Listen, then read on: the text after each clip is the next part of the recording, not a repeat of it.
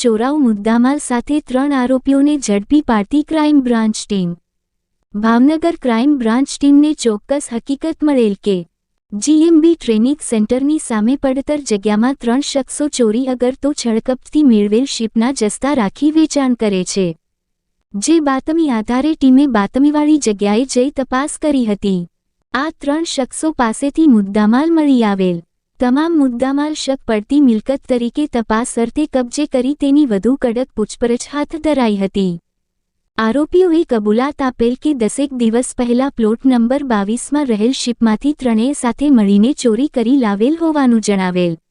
તેઓ વિરુદ્ધ કાયદેસર કાર્યવાહી કરી આગળની વધુ તપાસ માટે અલંગ મરીન પોલીસ સ્ટેશનમાં સોંપી આપવામાં આવેલ। ઝડપાયેલ આરોપીઓ શૈલેષ લવજીભાઈ ચૌહાણ, લાલા કાનાભાઈ જાદવ, ગોપાલ પોપટભાઈ વાઘેલા રહે ત્રણેય અલંગ શિપયાર્ડ અલંગ તાલુકો તળાજા। કુલ 54,000નો મુદ્દામાલ કબજે કરાયો હતો। રિપોર્ટ કમલેશ ઢાપા।